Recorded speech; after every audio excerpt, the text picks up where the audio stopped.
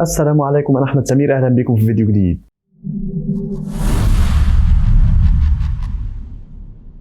النهارده حل العرض سماك داون، بس قبل ما نبدأ عايزك تشترك في القناة لو مش مشترك وتعمل لايك للفيديو. طبعا العرض كان الليلة الأولى للدرافت، وأعلنوا إن الأبطال مش هيدخلوا في الدرافت، كل بطل مقيد بالعرض بتاعه مش هيشارك في الدرافت. وطبعا NXT كانوا بيتفرجوا علشان لو حد تم اختياره منهم. فبدأنا العرض بلقاء مع بول هيمن مع كايلا باكستون، وقال ان رومان رينز مش هيشارك في الدرافت، لان رومان بنى سماك داون ومش محتاج ان هو يخش في درافت.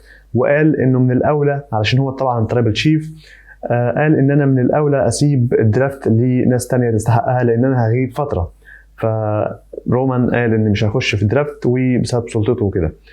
وده بول هيمن قال ان ده خبر كويس، لان المفروض دلوقتي نركز على مين اللي هيختاروه بدل رومان رينز في الجوله الاولى. بعد كده رحنا لكوري جريفز في الحلبة، واقف وبيستدعي ايجي ستايلز وكودي رودز علشان يمضوا العقد بتاع المباراة بتاعتهم على لقب كودي في باكلاش. دخل ايجي ستايلز وكودي رودز، واتكلم ايجي ستايلز وقال ان انا اضطريت ان انا اغلب LA نايت اللي انا اصلا ما بحبوش علشان اقابلك يا كودي، وفعلا غلبته.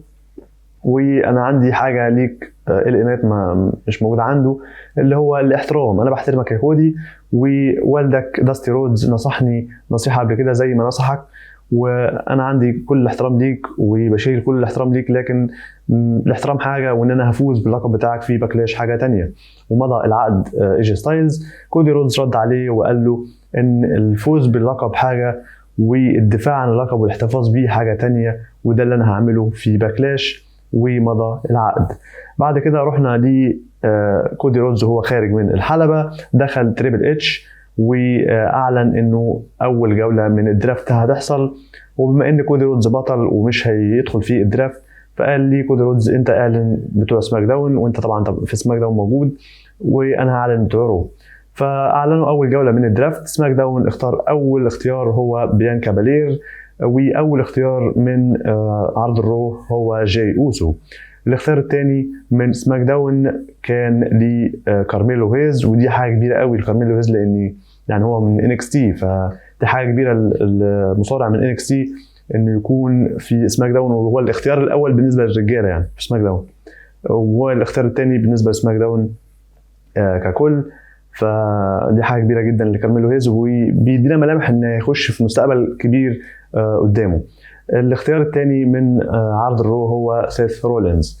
بعد كده دخل كارميلو هيز وقال ان انا خلاص انا قطعت طريق طويل ووصلت اللي انا عايزه، وهبدا الطريق ده بتحدي لكودي رودز. وتحدى كودي رودز في مباراه في عرض الليله، وكودي رودز قال له انا موافق وخلينا نلعب الليله دي، وتحددت مباراه بينهم في المين ايفنت.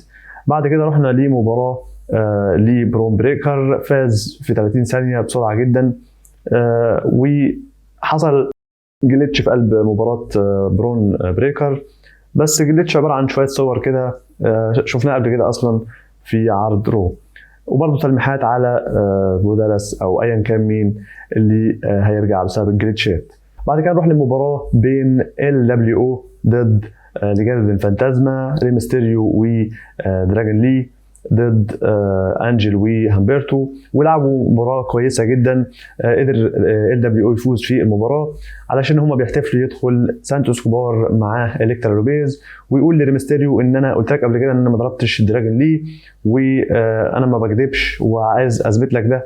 انا هعرض لك فيديو دلوقتي، وعرض فيديو على الشاشه من الكاميرا السكيورتي CCTV، وظهر الفيديو ان كارليتو هو اللي ضرب دراجون لي. فكارليتو ضرب دراجون لي وريمستيريو في الحلبة وهرب وسط الجماهير. وزي ما قلت من زمان جدا ان كارليتو هو اللي ضرب دراجون لي مش سانتوس كوبار، وقلت توقعتها من بدري قوي يعني من زمان. قلت ان هو كارليتو كان عايز يعمل كده علشان يدخل مكان دراجون لي في العرض الشهري، لكن في الاخر ما دخلش برضه، وهذه الحقيقه ظهرت النهارده. فسيناريو حلو قوي بينهم، وهنشوف ايه اللي هيحصل بعد كده. هل هينضم كارليتو لجنة الفانتازما ولا هيواجه LWO منفرد؟ ده اللي هنشوفه بعد كده. بعد كده رحنا لتيفاني ستراتون خلف الكواليس مع نيك ألدس، وبيقول لها ان انت اللي عملتيه الاسبوع اللي فات ده عواقبه انك هتلعبي نايومي الا لادي. وجات لهم بيلي قالت لها لو فزتي على نايومي هتكون انت الاقدر ان انت تلعبيني على اللقب بتاعي.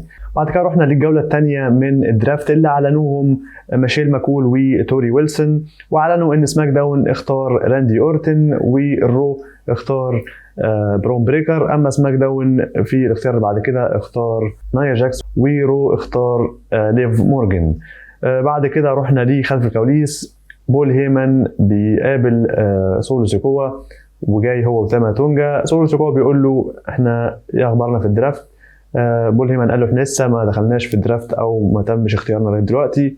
فسولو متضايق، فجاله تاما تونجا، ومن وراهم جه كيفن اونز بدا يضرب في تاما تونجا.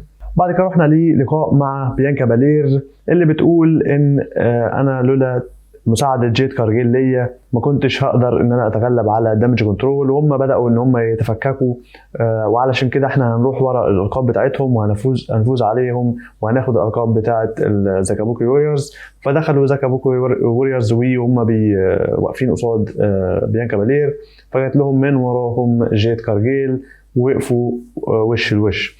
وهم واقفين دخل كيفن اونز وتاما تونجا وهم بيضربوا في بعض وراهم، وجالهم سولو سيكوا بدأوا ان هم يضربوا في كيفن. طلعوا السكيورتي يحاولوا يفصلوا بينهم ما قدروش، لحد ما دخل راندي اورتن علشان يساعد كيفن اونز، وهربوا البلاد لاين، ووقف كيفن اونز وراندي اورتن في الحلبة. بعد كده نروح للجولة الثالثة من الدرافت واللي اعلنوها الدادلي بويز، واعلنوا ان سماك داون اختار ال اي نايت، وعرض الرو اختار ريكاشي. اما سماك داون اختار البلاد لاين وهم بول هيمن وسولو سيكوا وتاما تونجا، وعرض الرو اختار شيمس. بعد كده نروح لمباراه بين تيفاني ستراتن ضد نايومي، واللي كانت قاعده على طاوله التعليق بيلي بتشوف المباراه وبتعلق عليها. فكانوا بيلعبوا مباراه كويسه. اثناء المباراه دخلت نايا جاكس وضربت بيلي، ونايومي شافت ان بيلي بتتضرب فنزلت علشان تدافع عن بيلي، لكن نايا جاكس ضربت نايومي، وبالتالي اتلغت المباراه بينها وبين تيفاني ستراتن. ونزلت في الاخر تيفاني ستراتن وخدت بيلي ونايومي حطتهم في الحلبه وعملت عليهم مون سالت. فماشيه متقدمه تيفاني ستراتن اسبوع وراء الثاني.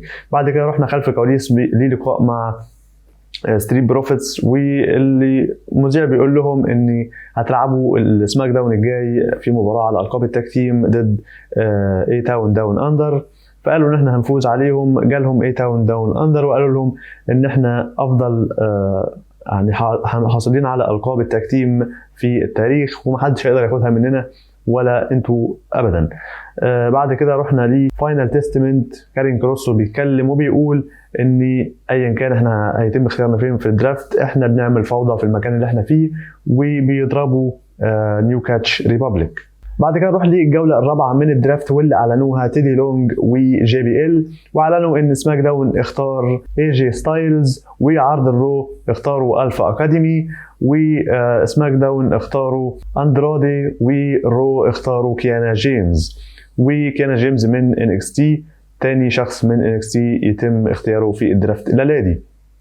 والفا اكاديمي يعني نقطة مثيرة للاهتمام ان هم يعني تم اختيارهم بشكل كامل، لان كان الدرافت كان ممكن ان هم يحاولوا يفصلوهم في الدرافت، يعني وخصوصا في اللي حصل معاهم.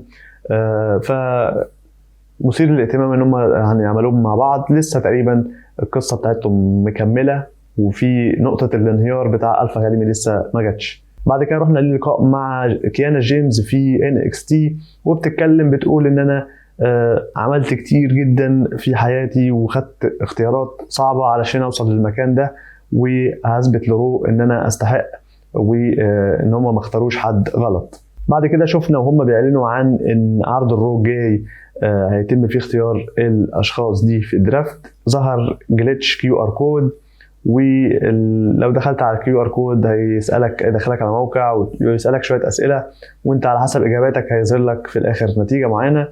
اللي ظهر لي صوره اللي احنا شفناها قبل كده، وبعد كده فيديو. يعني هسيب لكم الموضوع ده ايه اللي حابب يشوف بنفسه، بحيث ان كل واحد اجاباته تظهر له حاجه مختلفه. الغريب يعني او المثير للاهتمام هنا ان الجليتش لو تلاحظين الكيو ار كود جنب برون سترومان اللي هو اصلا كان مع بري وايت زمان، فليه حطوه جنبه مش في حته تانية في الشاشه؟ دي ممكن تكون تلميح، حبيت اقوله بس مش اكتر. بس شايفين ان درو ماكنتاير موجود في درافت الليله اللي جايه، و سي ام بانك في اسماء كتير، وبرون سترومان في اسماء تقيله لسه في الدرافت الليله الثانيه، فكده هنشوف هيروحوا في انهي مكان في عرض الرو. بعد كده رحنا للقاء مع نيك ألدس مع كايلا براكستن، بتسأله عن أخبار الدرافت معاه الليلة دي بعد ما انتهى الدرافت في الليلة الأولى. فنيك ألدس قال لنا أنا فرحان بالدرافت وفرحان باختياراتنا اللي اخترناها الليلة دي، وعايز أعلن حاجة لباكلاش، مباراة ثلاثية على لقب ال WWE Women's Championship، بيلي ضد نايومي ضد تيفاني ستراتن، هتكون في باكلاش. وجاله تيدي لونج وقال او اعلن ان هيكون في مباراه تاج تيم في باكلاش، ذا بلاد لاين اللي هم تاما تونجا وسولو سيكوا ضد كيفن اوينز وراندي اورتن. واعلنوا ان سماك داون القادم هيكون ايجي ستايلز ضد كودي رودز وجه لوجه، ومباراه على القاب التاج تيم بين الابطال اي تاون داون اندر ضد ستريت بروفيتس، ومباراه بين نيو كاتش ريبابليك ضد اي او بي اللي ضربوهم في عرض الليله دي. وهيكون في ار كي او شو، مش كي او شو لا، حطوا قبلها ار اللي هو ار كي او مثلا بتاع راندي اورتن، علشان ده هيكون اول عرض ل الار كي او شو، كيفن اونز وراندي اورتن مع بعض. فكل ده هيكون في الاسبوع الجاي من سماك داون. بعد كده رحنا لمباراه المين ايفنت، مباراه بين كارميلو هيز ضد كودي رودز، واللي لعبوا مباراه ممتازه. قدر في الاخر كودي رودز يفوز بالمباراه علشان هو بيحتفل يجيله ايجي ستايلز ويقول له الموضوع قرب وفاضل شويه صغيره وان انا هاخد اللقب منك، ويسلم على كودي رودز في النهايه، وانتهى عرض سماك داون على كده. كان عرض خفيف كويس علشان الدرافت وفي اجواء احتفاليه كده بالدرافت، فعجبني. ما فيهوش حاجات كتير يعني كمصارعه، لان في الاخر هم بيحاولوا يحددوا مين هيروح فين. فكان عرض جيد استمتعت بيه، فتقييمي ليه هو 7/10. واللي انتوا ارائكم في الدرافت وتوقعاتكم لليله الثانيه من الدرافت في عرض الرو. فبس ده كان كل عندي الفيديو النهارده، اتمنى تشترك في القناه لو مش مشترك وتعمل لايك للفيديو. كان معاكم احمد سمير، اشوفكم ان شاء الله في فيديو جديد. سلام.